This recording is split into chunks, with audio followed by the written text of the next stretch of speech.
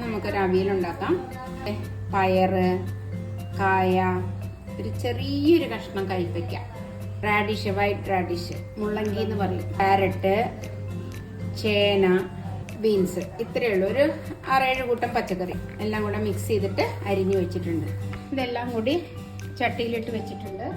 അതിലേക്ക് കുറച്ച് വെള്ളം തളിച്ച് വയ്ക്കാം. 1/2 ഗ്ലാസ് വെള്ളം. ആവശ്യത്തിന് ഉപ്പ് ഇട്ടിട്ട് നമുക്ക് വേവിക്കാൻ വയ്ക്കാം.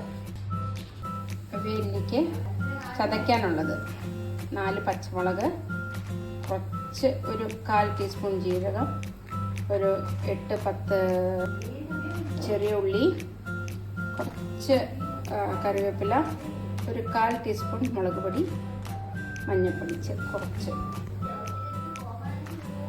ഇതെല്ലാം കൂടെ ചതച്ചെടുക്കാം നമുക്ക്. ഇതിലേക്ക് ഒരു 1/4 കപ്പ് തൈര് എടുക്കാം. ഇതിപ്പോൾ തേങ്ങ ചതച്ച മിക്സിയിലേക്ക് തന്നെ അതൊന്ന് ഇട്ട് കൊടുത്ത് ഉടച്ചെടുക്കാം. ചിലപ്പോൾ കഷ്ണം വെന്തു. ഇനി ഇതിലേക്ക് നമുക്ക് അരപ്പ് ചേർക്കാം. ഇതെല്ലാം കൂടെ ചതച്ച് വെച്ചതാണ്. അപ്പോൾ ഇത് നമുക്ക് ഇതിലേക്ക് ആഡ് ചെയ്യാം.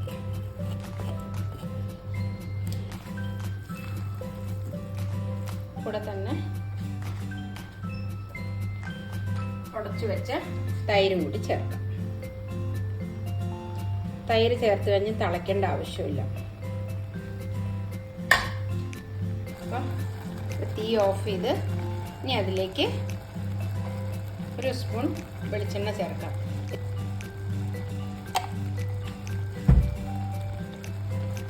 അപ്പോൾ അങ്ങനെ നമ്മളുടെ അടിപൊളി അവിയൽ.